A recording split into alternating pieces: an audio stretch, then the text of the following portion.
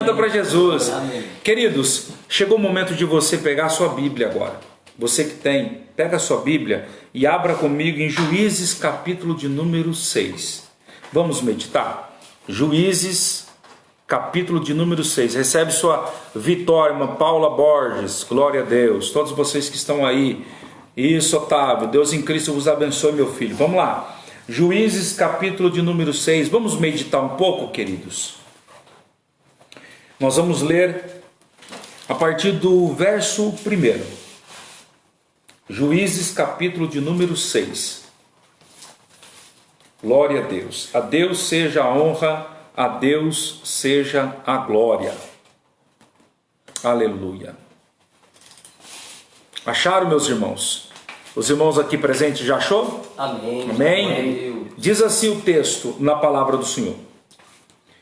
Porém, os filhos de Israel fizeram o que parecia mal aos olhos do Senhor, e o Senhor os deu na mão dos midianitas por 7 anos. E prevalecendo a mão dos midianitas sobre Israel, fizeram os filhos de Israel para si, por causa dos midianitas, as covas que estão nos montes, as cavernas e as fortificações, porque sucedia que, semeando Israel, subiam os midianitas e os amalequitas, e também os do Oriente contra eles subiam, e punham-se contra eles em campo, e destruíam a novidade da terra, até chegarem a Gaza, e não deixavam mantimento em Israel, nem ovelhas, nem bois e nem jumentos. Versículo 6. Assim Israel empobreceu muito. Olha como diz o texto. Israel empobreceu muito pela presença dos midianitas. Então, os filhos de Israel clamaram ao Senhor. Amém, queridos? Até aqui, por enquanto, mantenha a tua Bíblia aberta, se você pode, onde você está, para nós fazermos uso de outros versículos subsequentes a esses. Queridos, toda vez que o povo de Israel, o povo de Deus, Pai de Choma Águida, diretamente do Pará, Deus em Cristo vos abençoe, beijo na família. Toda vez que Deus percebeu que o seu povo estava se distanciando dele e indo para outros caminhos, caminhos tortuosos, Deus criava sempre uma estratégia divina, é claro, para poder trazer o seu povo de volta. E muitas das vezes, a ferramenta que Deus usou para trazer o seu povo de volta foi permitindo que o inimigo sobressaísse sobre o seu povo. Assim como nós lemos no texto atual. O versículo 1 começa nos dizendo realmente isso que eu acabei de citar. O povo de Israel fizeram o que era mal aos olhos do Senhor. E, consequentemente, Deus o entregou o seu povo na mão dos midianitas por 7 anos. Agora, se a gente olhar para esse texto, ler sem a presença do Espírito Santo, nós vamos entender que é um Deus carrasco, cruel, sanguinário e maldoso. Porque quem pega o seu próprio povo e entrega na mão dos midianitas, porque é assim que a expressiva bíblica diz. Então, se eu ler o texto sem a presença do Espírito Santo de Deus, eu vou interpretar, fazer aqui uma hermenêutica errada, porque eu vou interpretar um Deus carrasco. E coisa que Deus não é carrasco, Deus é justo. Mas o que nós percebemos aqui é que Deus permite o seu povo a ser afligido. Mas tinha um propósito nessa permissão de Deus. Agora, que propósito foi esse de Deus permitir o seu povo ser afligido pelo inimigo? Antes da gente falar do propósito, eu preciso dizer aqui que por causa dessa permissão, Israel sofreu algumas consequências. E começa no versículo de número 2, diz assim: e prevalecendo a mão dos midianitas. E prevalecendo a mão dos midianitas, é óbvio que iria prevalecer, meus irmãos, a mão dos inimigos. Quem entregou o povo na mão do inimigo foi o próprio Deus. Então, automaticamente, o inimigo ia prevalecer.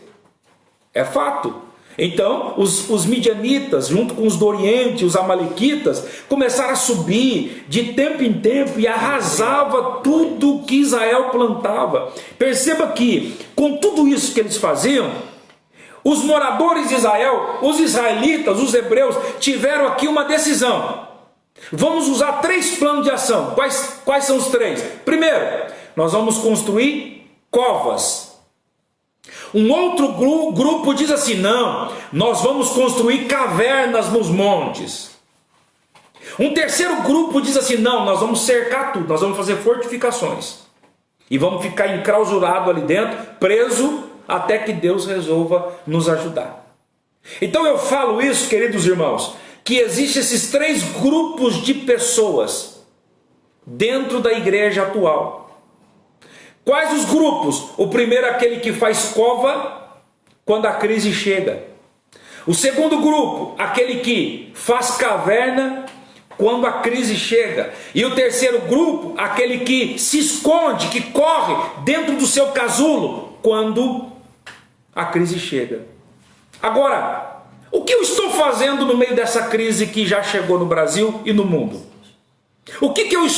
Qual é a minha posição frente a isso?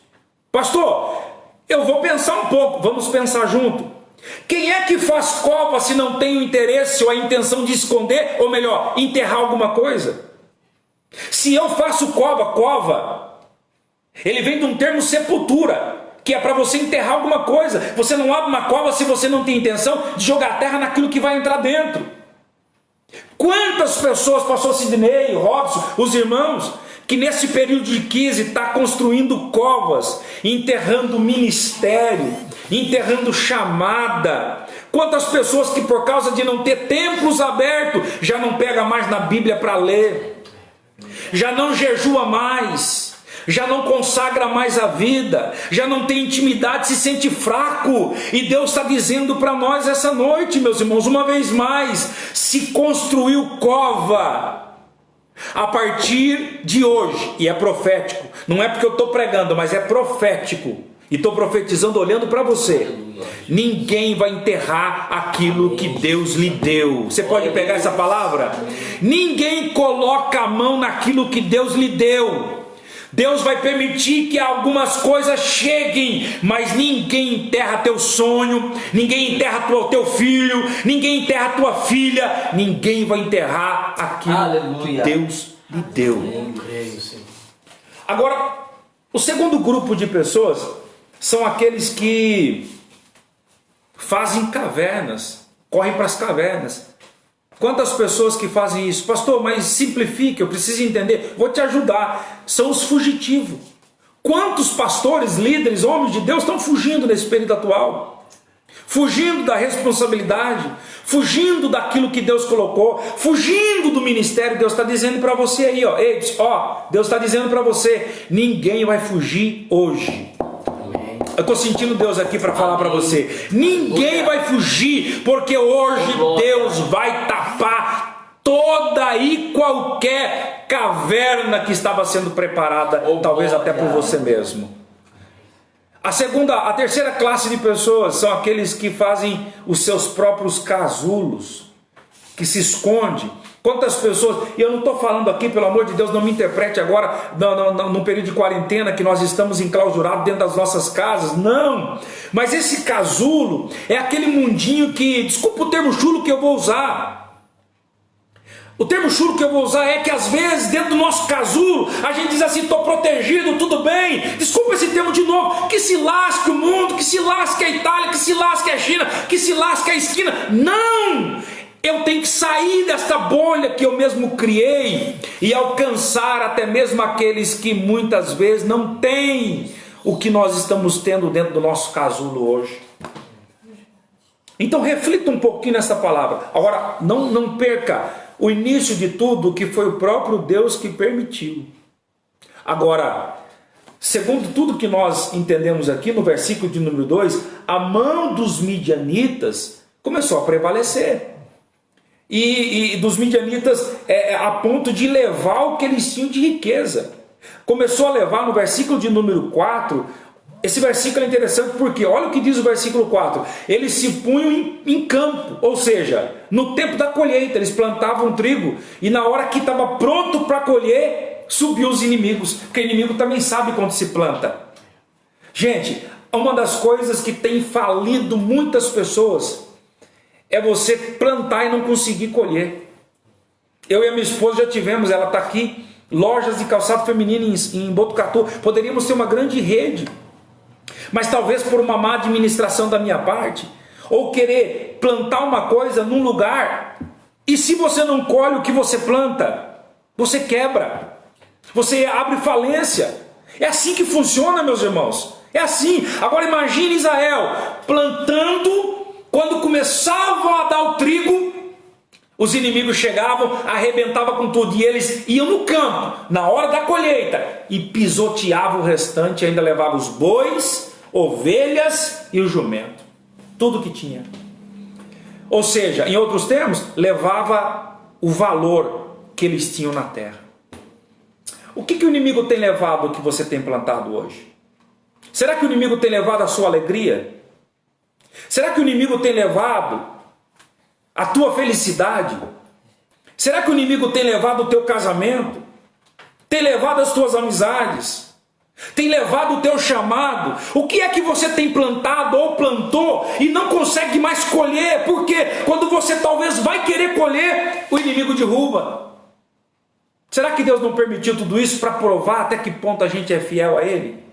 Assim como Deus permitiu aqui a servidão na casa de Israel. Deus permitiu, só que tem um detalhe: Ele não deixou a morte chegar. Aleluia. Talvez Deus esteja permitindo, queridos, alguma coisa bater na porta da tua casa e você está reclamando. Até quando, Senhor? Até quando? Jesus está dizendo: eu permito, mas reconheça o caminho de volta, porque quando tu reconheceres o caminho de volta, a provisão vai chegar, a bênção vai chegar, a porta vai se abrir, o milagre vai descer. Você pode adorar Jesus aí? Oh glória! Quando você reconhecer o caminho da volta, o milagre chega na tua casa. Agora vamos lá, no versículo 3, Israel semeia. No versículo 4, não consegue colher. A tendência é falir, quebrar. Por que eu digo isso? Porque o próprio versículo 6 diz isso. Que Israel ficou rico? Não. Israel empobreceu muito pela presença dos inimigos, dos midianitas. Agora, olha para cá, para o versículo. Olha para o versículo. Só depois que Israel empobreceu, que eles resolveram se lembrar de uma ferramenta que ninguém estava lembrando. Que ferramenta é essa, meus irmãos?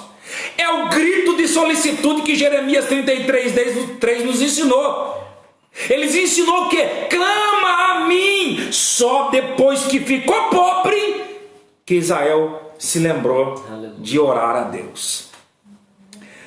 Quantas pessoas têm se esquecido, têm lembrado do álcool gel?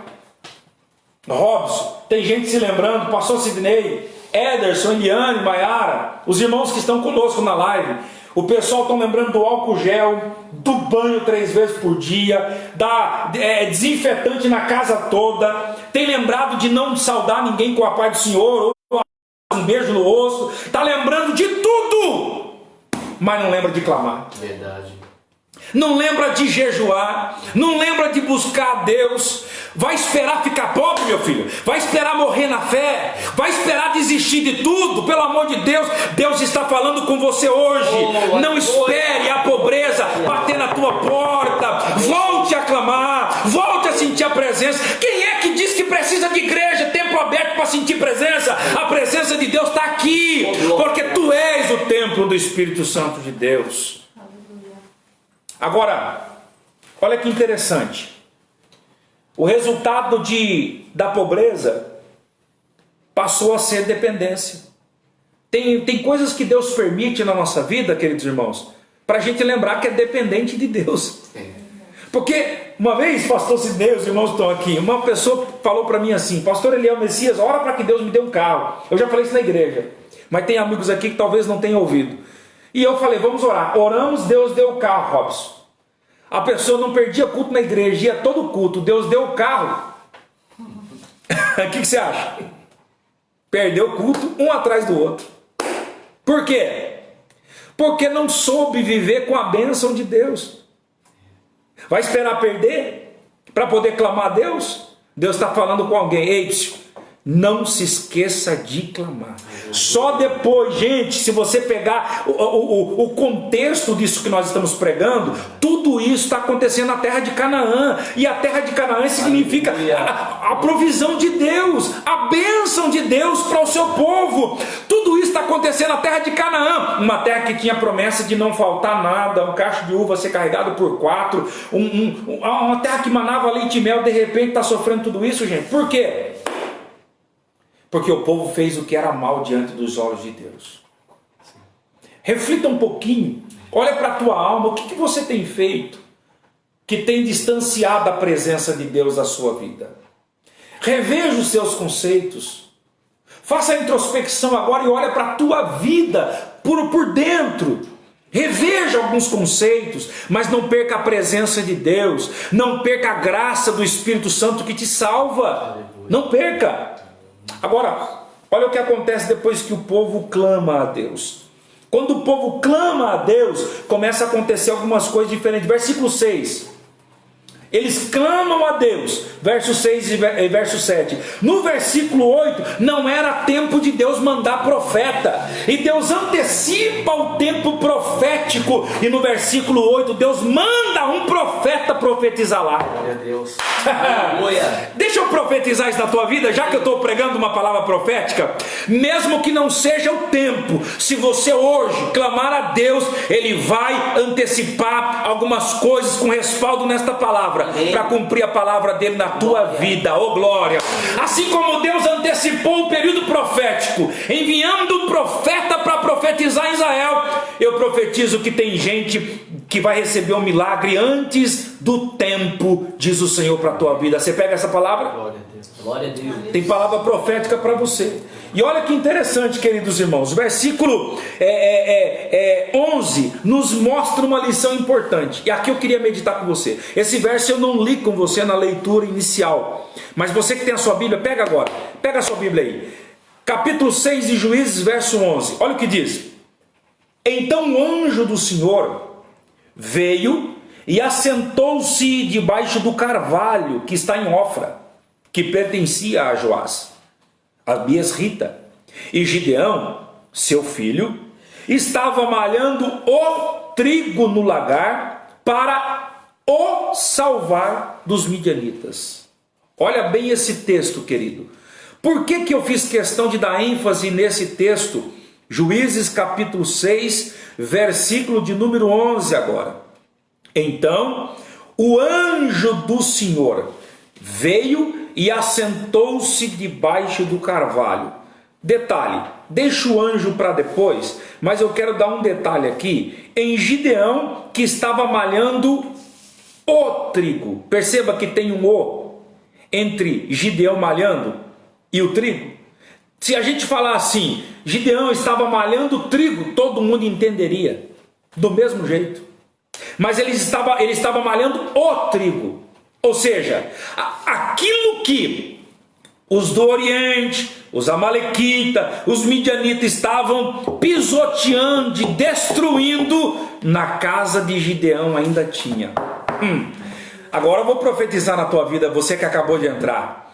Enquanto tem gente construindo cova para esconder aquilo que Deus deu, enquanto tem gente fugindo para as cavernas, dentro do seu casulo tem um Gideão que está guardando aquilo que Deus ainda lhe presenteou. Oh, aleluia, eu estou sentindo a presença de Deus. Você que está sendo perseguido, mas não está negando a fé, você que está sendo caluniado, mas está ali guardando, Jesus está dizendo para você, você que está malhando o trigo, é sinal que no meio da crise, na tua casa não falta pão, na falta trigo, não vai faltar, porque tem provisão, tem multiplicação de Deus na tua vida. Você recebe essa palavra na tua casa, aleluia. E detalhe, ele estava malhando o trigo para o salvar dos midianitas, não era para salvar a si mesmo. Gideão não estava preocupado com ele estava preocupado com o trigo.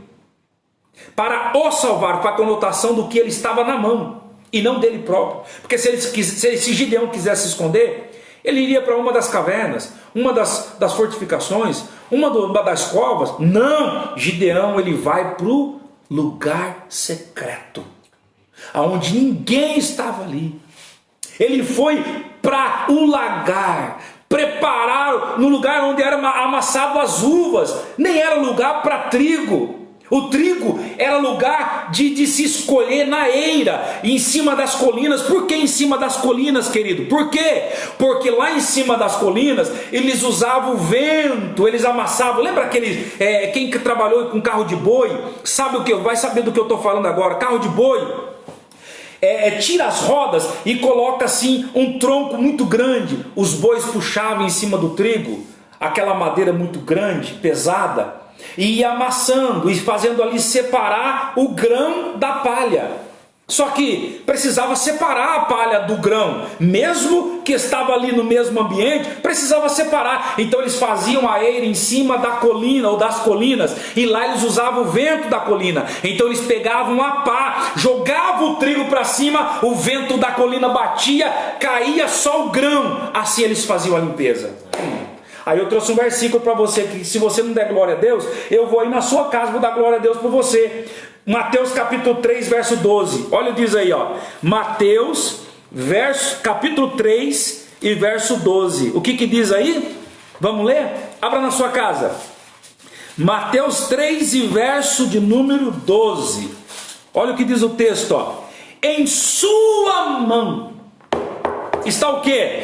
Está a pá, e limpará a sua eira, e recolherá no celeiro o seu trigo, e queimará a palha com fogo que nunca se apagará. Aleluia. Peraí, deixa eu dizer, eu só lembrei um pouquinho aqui da eira, da separação, é porque a pá está na mão de Jesus Cristo. E aí tem gente que fica reclamando, pastor, ele é o Messias. Que vento é esse? Que luta é essa? Que momento é esse? Não reclama, é Deus separando palha de trigo nos dias atuais. Quem for palha vai embora. O vento tira da igreja, o vento leva para longe, não sabe aonde fica. Mas quem é trigo, o vento não leva ele embora, vento não destrói ele. Deixa eu liberar uma palavra para a tua vida. Ninguém tira quem é trigo da presença de Deus. Amém. Aleluia.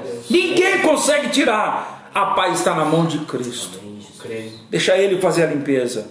Aí a gente reclama, poxa vida, pastor, algumas pessoas saíram da minha vida. Tem problema não, planta a palha para ver. Tente plantar, coloca na terra, abre um buraco lá e coloca a palha.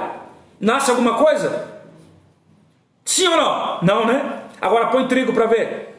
O que eu quero dizer com tudo isso? Deus está tirando gente improdutiva do teu caminho. Gente que anda com você, mas não produz nada. Só fala mal de pastor, só fala mal de igreja, só fala mal de crente. Critica quem é, critica quem prega, critica quem canta. Ei, Deus está tirando gente improdutiva, crente palha do seu lado, para que você produza 100 vezes mais. Você pega essa palavra? Olha o texto ainda, vamos continuar. Versículo 11 ainda, querido, tem mais revelação de Deus aqui. Então o anjo do Senhor aqui está em maiúsculo. Você pode reparar isso na sua Bíblia? Algumas Bíblias talvez não, devido a alguma tradução, mas as mais originais, ou aquela que foi transliterada do original, dos pergaminhos, está como anjo do Senhor em letra maiúscula. Bom, peraí, se está em letra maiúscula aqui, então quer dizer que este anjo não é um anjo comum, não é um qualquer anjo, é um anjo diferente, pastor Sidney Robson, é um anjo diferente. Esse anjo, ele não é um qualquer, ele é um anjo diferente. Então, se o versículo 11 diz que era o anjo do Senhor, mas em letra maiúscula, alguma coisa está dizendo no texto que esse anjo era diferente. Agora, pastor, o senhor está dizendo aí que esse anjo era diferente só porque está escrito que está em letra maiúscula? Não, é porque no versículo 21 diz que este anjo tinha um cajado na mão. Peraí, não encontro na Bíblia anjo segurando cajado. Anjo carrega espada, meu filho. Peraí, se tem cajado na mão, não é anjo, é pastor. Peraí, eu sei que isso está pegando, já está entendendo aí. E ainda diz mais, Gideão diz assim: fica aqui, anjo, que eu vou preparar um guisado, um cabrito, e vou te oferecer. O que o anjo fala para ele? Vai e faz como tu disseste. Anjo não recebe oferta, só recebe oferta sacerdote. Então esse anjo aqui, além dele ser pastor, ele é sacerdote. De quem o senhor está falando, pastor? Ele é o Messias. Se não foi ele, o conselheiro, Deus forte, Pai da eternidade, príncipe da paz, Jesus Cristo de Nazaré. Eu não sei de quem eu estou pregando hoje. O próprio Jesus desceu ali no lagar para falar com Gideão. Eu vejo assim lá no céu: olha o que está acontecendo lá. Eu vou mandar um anjo lá porque tem um camarada malhando trigo no lagar, quando ninguém está fazendo nada, está todo mundo fugindo. Eu vejo Jesus dizendo assim: não, o que está acontecendo, Gideão? Esse eu quero ver de perto. Deus está falando para alguém aqui hoje. Continue. A crise chegou. O mundo não vai melhorar a ponto da gente esperar numa esperança dos homens, mas em Cristo nós temos esperança de dias melhores. Deus está falando com você, Ibs. Olha para cá, olha para mim. Jesus está dizendo para você: ainda terá provisão que o próprio Jesus vai trazer pessoalmente para você. Você pode pegar essa palavra? Jesus está visitando a sua casa agora. Eu sinto a presença dele aqui. Oh, glória! Eu sinto Deus visitando a casa de alguém agora. E hoje não vai precisar da ordem para anjo seu ninguém. Não. Hoje o próprio Jesus desce na sua casa e te visita, te tocando, te enchendo. Oh, glória! Fazendo coisas novas, tirando aquilo que não presta, trazendo coisa boa para a sua vida. Você pode adorar Jesus aí? Aleluia. Você pode adorar Jesus, porque Jesus está dizendo assim: eu visito a casa desta pessoa agora. Agora vamos lá, tem mais. Deixa eu dizer para você aqui uma coisa interessante que eu trouxe aqui, eu escrevi para vocês aqui, ó. Os midianitas eram cerca de 135 mil homens. Juízes 8:10 vai dizer isso. 120, mais 15 mil homens, 135 mil homens. Imagine que Botucatu tem um pouco mais, mas imagina aí, a grosso modo, uma cidade como Botucatu, um exército todo querendo destruir sua terra, querendo te destruir. Dá para enfrentar, meus irmãos? Dá não, né? São muitos, não dá. Eipsio, Deus está dizendo: eu acabo com essa guerra por você. Você pode adorar? Oh, glória! Isso mesmo, você que está colocando eu recebo, eu creio, aleluia, glória a Deus, isso mesmo. Deus está dizendo, você que está dizendo amém. Jesus está dizendo: eu entro na sua causa, eu pelejo sua guerra, eu ganho por você, oh glória! Eu visito a tua família, eu visito a tua casa, mas não desista, mesmo em meio de crise, não desista de crer, de proteger o grão. Olha uma coisa interessante que eu me lembrei aqui. Ele estava protegendo, Gideão protegendo o trigo. O trigo na Bíblia representa pão, e pão na Bíblia representa a palavra. Então, se isso me conforta dizendo da palavra, quem guardar essa palavra aqui até o fim, o próprio Cristo vai te visitar. Amém. Oh, glória! Deixa eu profetizar na sua vida de novo. Se você pode, levanta a tua mão direita aí na sua casa, ou na onde você estiver. Eu profetizo que o próprio Cristo te visita. Se você for um guardador do pão, guardador da palavra de Deus na tua vida, diz o Senhor. Recebe Guilherme, recebe Danilo, recebe Elisângela, recebe Cláudio, recebe Paula, recebe. Eu quero profetizar para você que está aí. Recebe Manu, recebe Tiago, recebe Fernanda, recebe Ana Cláudia, recebe você agora, porque Deus está visitando a sua vida. O próprio Cristo está te visitando agora. Agora, vamos lá, no versículo 17 e 18. Olha o versículo 17 e 18. E ele lhe disse: se agora tem achado graça aos teus olhos, dá-me um sinal de que és o que comigo fala. E o verso 18: rogo-te que daqui te não apartes, até que eu venha a ti e traga o meu presente e ponha perante ti. E disse: eu esperarei até que voltes. Por que eu fiz questão de ler esse texto, queridos? Porque esse texto me ensina um princípio. Qual princípio, pastor? Que é melhor você dar do que receber. Você pode confirmar isso aí? É isso que a Bíblia diz? Ou a Bíblia fala o contrário? Que é melhor receber do que dar? Não é isso? Eu aprendo esse princípio aqui com o Gideão. Por quê? Gente, se fosse no dia de hoje, o pastor Sidney, Robson, o Ederson, a Eliane, a Maiara e os irmãos que estão na live. Segura só. Se fosse no dia de hoje e Deus aparecesse na sua frente, o sonho realizaria, porque a gente ia usar Jesus como Aladim, como gênio da lâmpada. Aí Jesus falasse para ele que estava ali por ele ou por você. Aí tem gente que: Senhor, olha, eu estou esperando para comprar uma Hilux, faz anos, Jesus, agora o Senhor veio, Salomão teve essa oportunidade, peça tudo o que você quiser, peça até a vida dos seus inimigos, peça, porque Deus sabe com quem Ele fala. Aleluia. Deus conhece a intenção do coração. Então é melhor você dar do que receber. E eu aprendo essa lição com o Gideão. Por quê? Porque antes mesmo do anjo dar alguma coisa para ele, ele fala com o anjo: fica aqui, porque eu vou te trazer um presente. Não sou eu que escrevi, ele mesmo está dizendo aqui no livro de Juízes: eu vou te trazer um presente. Olha que interessante, gente. Interessante por quê? Porque ele se predispõe a oferecer sem antes receber. Gente, um anjo do Senhor, seja o próprio Cristo ou qualquer anjo, ele vem para cumprir uma ordem, entregar uma vitória, uma bênção, alguma coisa, uma sentença do próprio Deus. Imagine se um anjo aparecer para mim e falar: Jesus, é agora, me ajuda, faz alguma coisa por mim. A gente vai pedir na oração, a gente 99% das nossas orações a gente pede, agradece 1% quando agradece. Agora, Gideão não.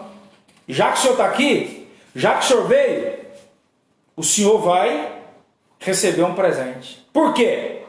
Porque Gideão entendia o maior sinal que Gideão percebia, o maior sinal da aprovação de Deus, não era receber alguma coisa, era ser aceito por Deus. É essa a diferença de quem serve e quem não serve. Tem muita gente por aí procurando aprovação, mas naquilo que ele recebe. Você viu? Preguei lá, abafei tudo, rebentei. Aqueles pregadores que descem do altar, vocês conhecem? Quebrei tudo. Conhece alguém assim? Aí ele pergunta para o outro: ei, você viu lá, como é que foi a minha mensagem hoje? Como é que foi hoje na igreja? Porque ele quer ouvir o quê? Quebrou tudo, rapaz, arrebentou, foi massa, foi bom, foi top. Não, meu filho, não. O melhor sinal, desculpa meus irmãos, o maior sinal da aprovação de Deus não é quando eu ofereço alguma coisa em troca daquilo que Ele já me deu. Não, é quando Ele recebe aquilo que eu estou fazendo, mesmo que eu não tenha recebido nada.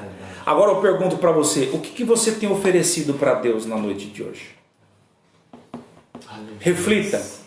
Qual que é a tua oferta para Deus hoje?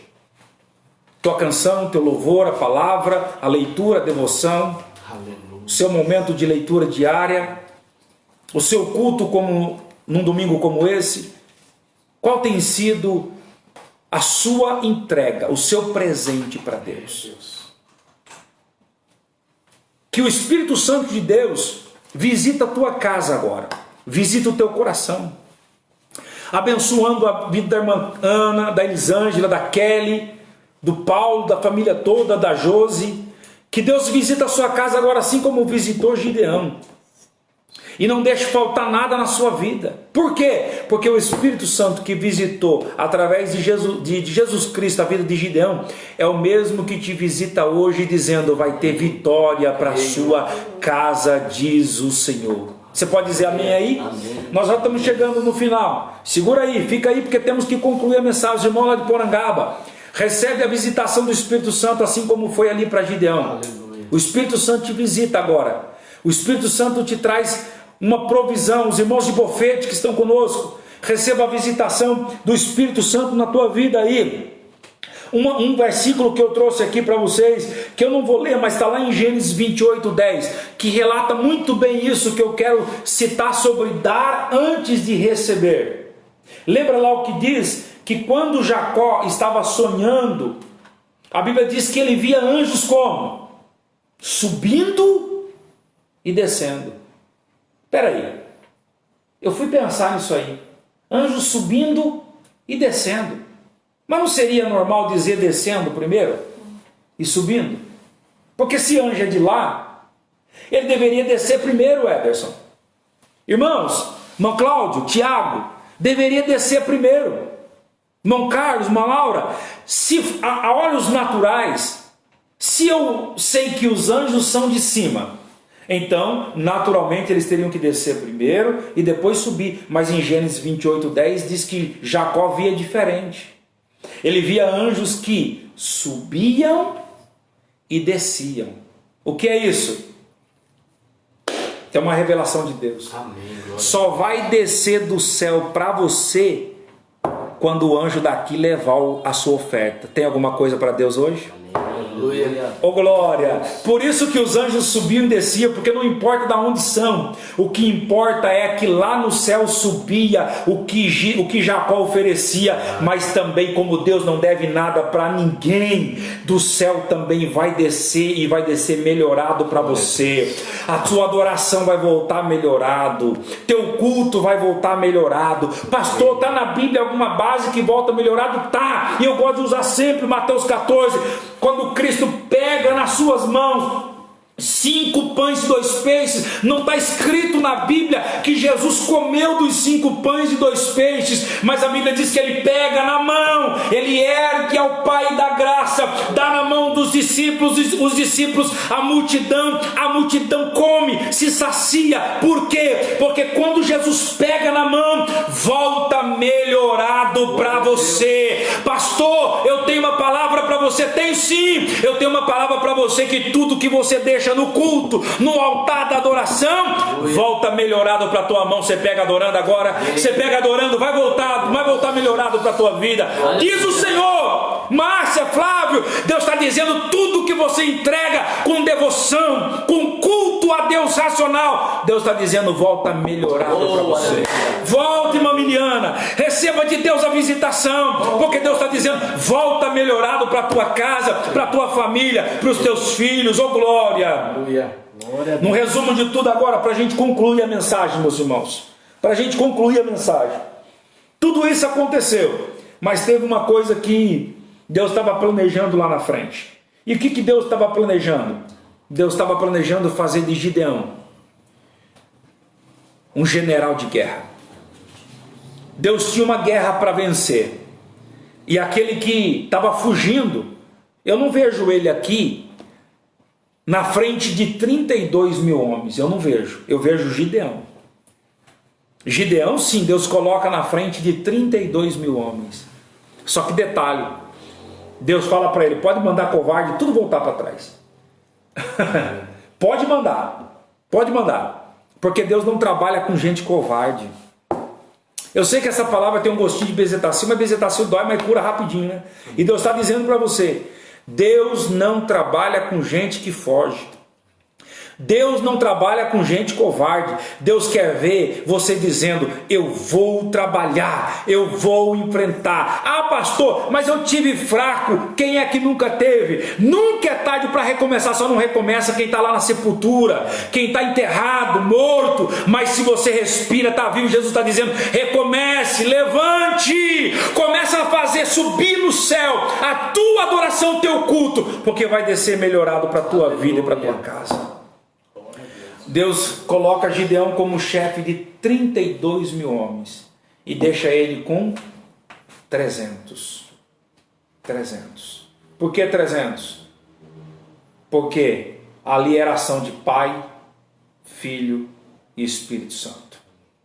E também porque se 3 classes dentro de Israel, fazendo fortificações, cavernas e covas, estavam negligenciando, Deus mostra que a conta é Ele que faz. Amém. E hoje Deus está mudando a matemática na sua casa, diz o Senhor. Você pode pegar a mãe Ingrid, Deus está dizendo, irmão Danilo, irmã Márcia, Deus está dizendo para você aí, ó, Ele muda a matemática na tua casa agora. Eu estou sentindo Deus aqui, meus irmãos.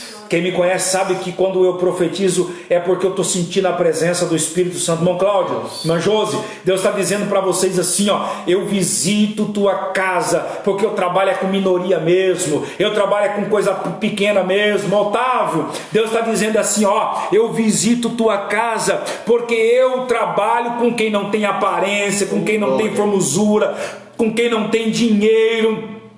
Isso mesmo, Paulo, Ribeiro, Maquele, todos vocês, Jesus está dizendo, eu trabalho com quem é desacreditado, com gente pequena, que o mundo rejeita. Jesus está dizendo, eu ainda tenho 300 que eu coloco na tua mão, oh glória. Você pode adorar Jesus aí, tem os 300 de Gideão, eu quero fazer parte, eu faço parte desse exército. Eu quero saber se tem mais alguém que vai escrever aí dizendo, eu faço parte desse exército, é pequeno, mas eu faço parte. Eu sou mal reconhecido, mas eu faço parte. Coloca aí, eu faço parte desse pequeno exército, mas eu não desisto da obra do Senhor. Oh glória.